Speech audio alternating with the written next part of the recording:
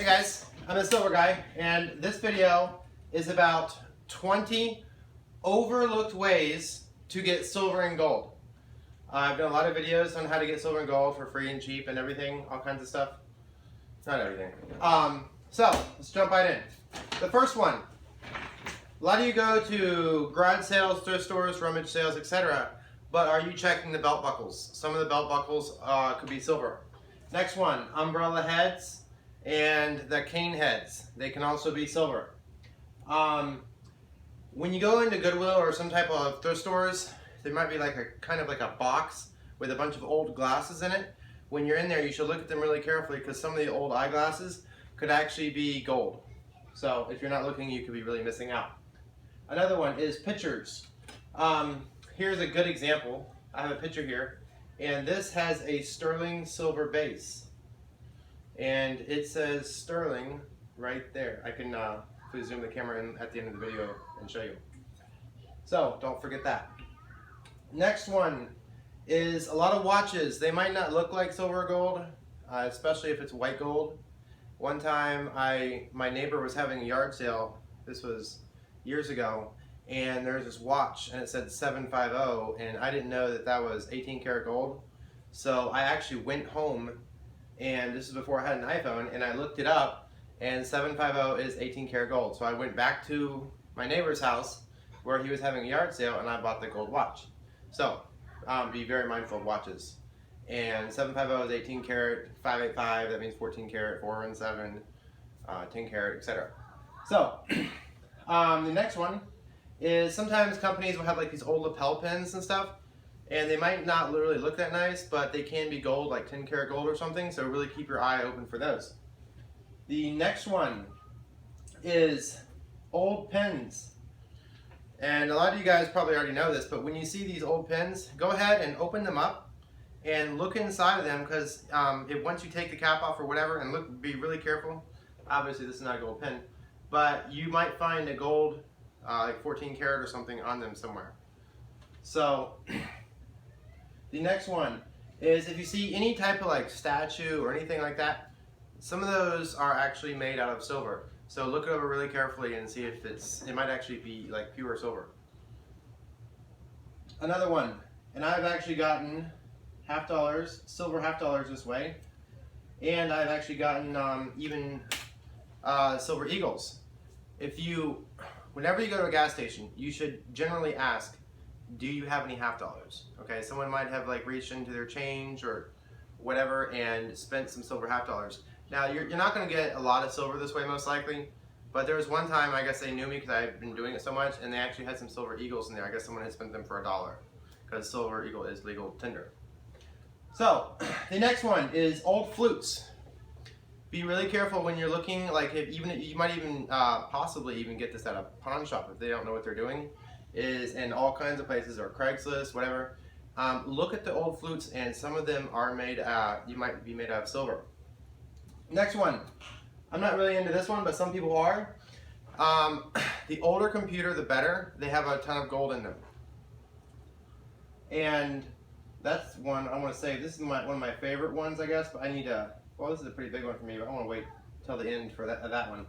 So the next one is, when you see like dryers and stuff like that, go inside them.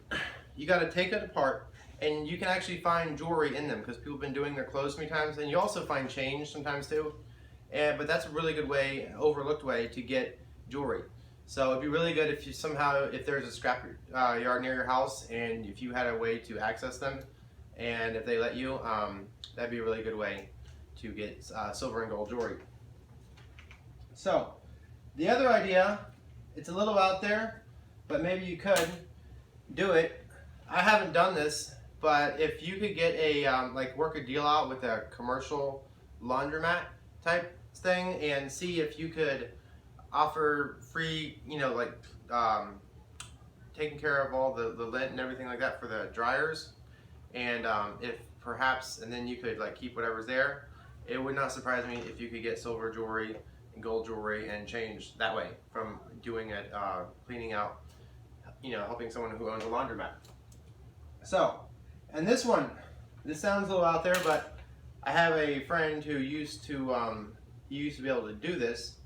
And you know those, like at gas stations, they'll have those commercial vacuums. Well, when people vacuum their cars out, they vacuum out all kinds of stuff. So if you can somehow, you could have a business that cleaned them out or something, and then you could take the dirt and sift through the dirt, and it'd be like modern day gold, silver, and change mining. I think I read one story, and don't do this, but I guess someone came up with another vacuum and hooked it up and sucked the stuff out, but I would not recommend doing that. I think they got in trouble or arrested or something, so stay legal, guys. The next one, and this is one I talk about a lot, is half dollars. There's a ton of ways, and I already mentioned it for the gas stations, and I've gone through probably tens of thousands of dollars of half dollars, sorting them and getting them from banks and coin store machines and stuff like that. You can watch my other videos to see more about that. Saving my favorite one, or this other one for last, I think, but the next one is utensil handles. There's a lot of utensils, might be like a spatula or something like that, and it might have like a sterling silver handle. This right here, this is a sterling silver mirror. Okay, with that being said, I want to talk about a really good way to get silver. Guys, this is big, and a lot of people probably pass this up. When you go to garage sales, thrift stores, etc., and you go and you see all this jewelry, there's a lot of silver plated knife handles, and there's a lot of sterling silver knife handles. And you can find a lot of sterling silver knife handles, and a typical sterling silver knife handle might have roughly a half a troy ounce of silver in it. This one looks kind of big, so this one might be 3/4 of a troy ounce. This one looks bigger. This one might be closer to a troy ounce. Guys, you can get this. Like a lot of times, like garage sales and stuff, they have like people with, you know, like older people or whatever, or people who aren't trained. And guys, it is really hard to see the sterling handle on here in writing. Especially, it gets tarnished and you can't even hardly make it out. I believe this one I actually found from a thrift store. And guys, one way to see it is when you take it and you kind of turn it in the light, and it can help the words just kind of jump out of you. So I want to take the camera in closer and show you guys a little bit of the sterling mark, but this is a way to do it, because you go in there and there'll be like a bin of jewelry, a bin of, like, you know, forks, knives, spoons, stuff like that. And a lot of people, you know, they might pick up the knives and be like, oh, you know, sterling, okay. And they might, you know, pick those out. But some people might not see the writing on the knife handles, and that is a very good way to rack up your silver and, you know, help your collection.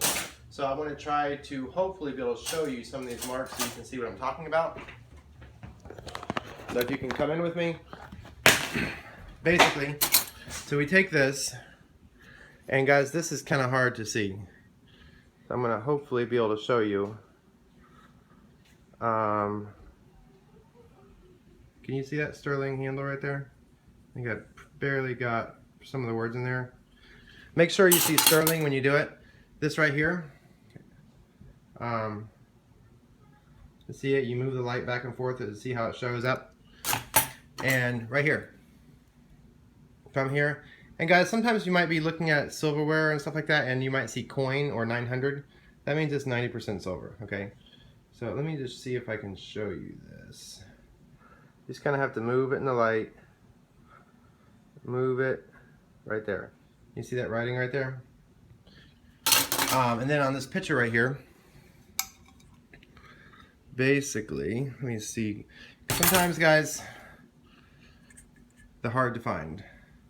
So if you can see that, see if I move it in the light, you can kind of see the letters pop out. This is sterling. Guys, these are some really good ways to get silver. Guys, if you want to be really successful with silver, what you need to do is you need to have a really good knowledge, and you need to learn more than other people do about silver.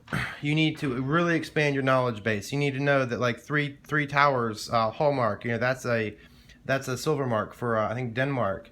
You know, there's like all this like obscure knowledge that then your normal people won't really know, and the more you can learn, the more silver you'll be able to get, while all the other silver and gold hunters, they are just left out, and they don't really you know, they miss out, and you get it. So guys, hopefully you learned something. If you like it, I would really appreciate a thumbs up. It really helps me out. And if you have any better ideas, please put them down in the comments below. And if you like it, please like, comment, subscribe, everything. So that's it for now, guys. Thanks.